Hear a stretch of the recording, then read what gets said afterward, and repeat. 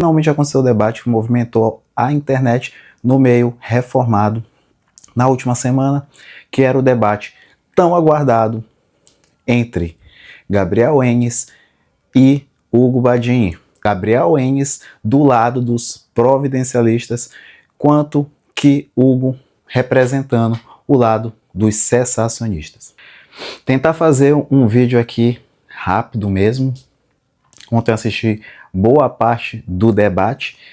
Confesso que o final do debate eu já estava dormindo. E eu falo isso aqui sem demérito mesmo. Foi porque eu estou só contando algo que aconteceu mesmo.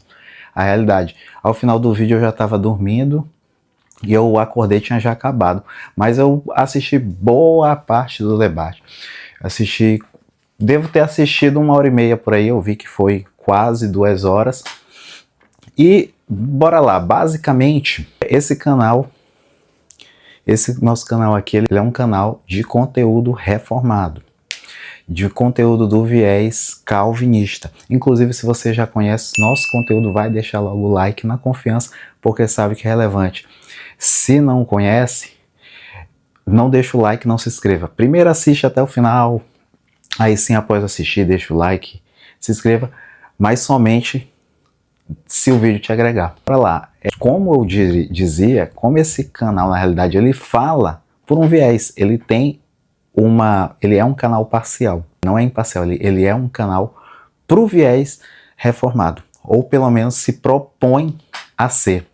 Como eu acho muito bacana quando o Felipe Macedo diz, né, que nem ele se considera ainda um reformado, embora, obviamente, o nosso canal ele já traz um nome bem sugestivo que se remete a isso, que é o canal O Homem Reformado. Se propõe a isso porque a intenção com esse nome era justamente transformar, primeiramente, nós homens em homens reformados, não é verdade? Em que nós homens tivéssemos o olhar, essa visão para o que é reformado, para o que é a fé reformada. É a visão, tudo bem. Não tem como dizer que não é isso, porque é a proposta, embora muitas vezes nós não consigamos, né, ou nos esforçamos, até porque os reformadores, Calvino, John Knox, tão citado por Gabriel no debate, os próprios puritanos e os covenantes, nós temos apreço, assim como Gabriel, creio que o Hugo tenha também num certo nível, e é o que nós sabemos o quanto que de fato eles eram reformados, né? Eles eram aquilo que a gente busca ao abraçar essa fé reformada. Então, para trazer uma coerência, como eu disse até no vídeo anterior, eu ainda estou estudando sobre isso.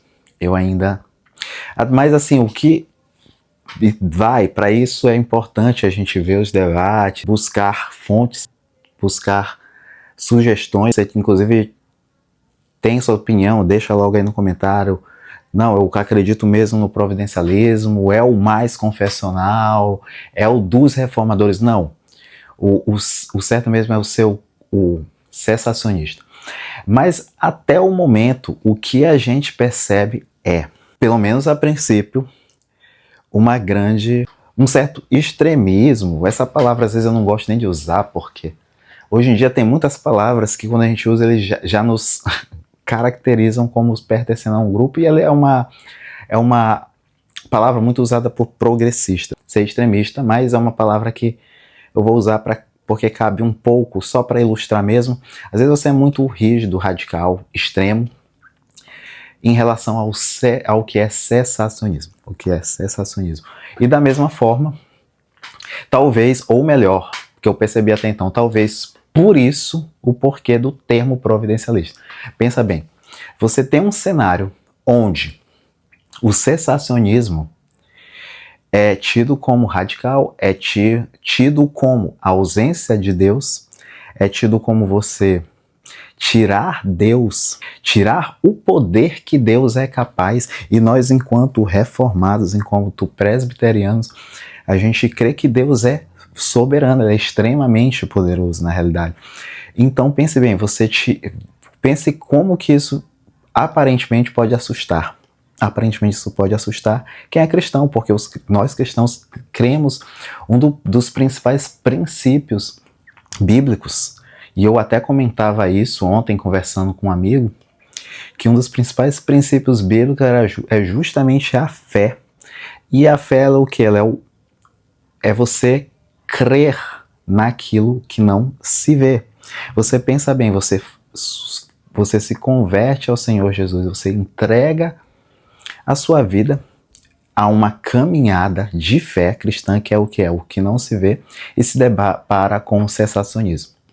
Eu me converti ao pentecostalismo, a princípio da minha caminhada cristã, ainda muito novo. E mas logo, passado alguns anos, muitos anos, nem tanto, conheci mais essa questão da fé ainda caminhando aqui, engatinhando o calvinismo no Brasil, mas eu tinha o básico que todo calvinista, presbiteriano, noventista, por assim dizer, tem, que é cessacionista, acreditar que os dons cessaram, e acreditar que o dom de línguas são idiomas, ter um culto formal ali. E assim, por eu ter muito contato com a escritura, muita coisa fazia sentido, mas veja bem, a fé é aquilo que não se vê. Como equilibrar o cessacionismo com isso, num sentido muito restrito. Inclusive, quando eu fui fazer a classe de catecúmenos e a profissão de fé, inclusive lá o presbítero que ministrava, e eu disse assim, aliás, ele mesmo falou, né, mas Deus é soberano, ele faz tudo. E é uma coisa que eu levo para minha vida, mas assim, e nisso eu tô mais no lado do Hugo, no seguinte sentido, de que eu não vou ficar esperando revelações, não sei de onde, porque a revelação já está na palavra, já está na escritura. Mas, por um lado, talvez o providencialismo, aí lembre daquilo que eu falei no início do vídeo, você se converte a uma fé, a maior razão da justificação no cristianismo é a fé, justificação pela fé. E a fé é o quê? Crer no que não existe. Crer que alguém que se fez homem, um Deus se fez homem, por um nascimento já miraculoso, virginal, e que este Deus, ele te dá a salvação. No meio da fé, ele morreu numa cruz e ressuscitou. Isso por si só é fé. É aquele conceito inicial que eu disse. Então o que acontece? Você tem tudo isso nesse cenário, aí vem as pessoas e dizem, não, revelações não existem, dons não existem, e você fica assim, poxa, onde está a fé? Onde está o que crer no que não se vê? Talvez por isso surja esse termo providencialismo, que no fim das contas, pelo menos para mim, parece ser o mesmo que se chama de cessacionismo, porém com um nome para se diferenciar, eventualmente, talvez até mesmo para melhorar, para tipo assim, não cair tanto assim nem no continuismo e nem no cessacionismo. Não sei se cabe. Para isso, vocês podem me dar dica, livros, leituras. Da mesma forma, se o cessacionismo é isso, que o Hugo também, eu fiz o convite, né, para o Hugo vir no canal, ele disse que viria, espero que ele venha, e é isso. Vamos para o Gabriel também, tá aí o convite para eu aprender com o Gabriel aí melhor, né, não é verdade? E o vídeo foi esse aqui mesmo, foi sem roteiro, eu fui falando aqui o que veio na cabeça, espero que não tenha ficado assim desconexo, mas ainda falando agora do Gabriel, na realidade, inclusive essa fé dos reformadores, dos covenantes, da patrística, tudo que ele trouxe ali, que foi, na verdade, foi o ponto principal de, digamos assim, de argumentação contrária ali, que o Hugo e bem como as pessoas que apoiavam ele lá nos comentários falavam, o principal ponto era dizer, poxa, ele traz só a fé de amadores, de pais da igreja, né? E isso é bem forte a gente vê nos presbiterianos, eu digo assim, nos escoceses, naqueles que começaram lá fora, no Knox, tão falado, ao que o Hugo fez um contraponto de que, poxa, qual a diferença ali do pastor Joãozinho, da Assembleia de Deus ali da esquina, para o John Knox? É porque ele é covenante, é porque ele é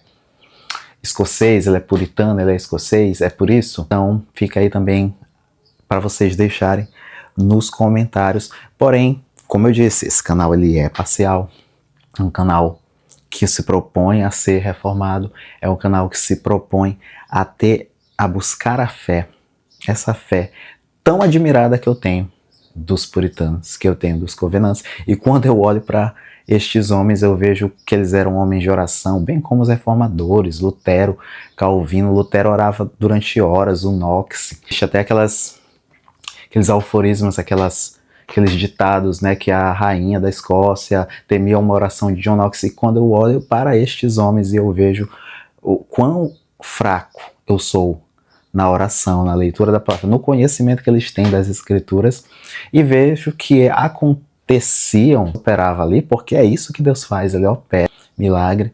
Então é isso, não estou aqui para dizer quem ganhou nesse debate, nem para dizer que eu tenho um lado. Na verdade, estou aqui para... vai ficar meio assim, esse final vai ficar meio aquela coisa assim, desses coaches de hoje em dia. Eu vim trazer muito mais dúvidas para vocês aqui do que dar as respostas. Até porque não ficou nem isso claro ali, né? Ganhou quem venceu o debate. E é isso. E agora sim, eu acredito que, dependendo aí, você pode deixar o like, se inscrever, mas principalmente compartilhe, não é mesmo? Para quem estiver precisando. E eu quero te convidar para mais uma coisa. Eu quero que você assista esse vídeo aqui que vai aparecer.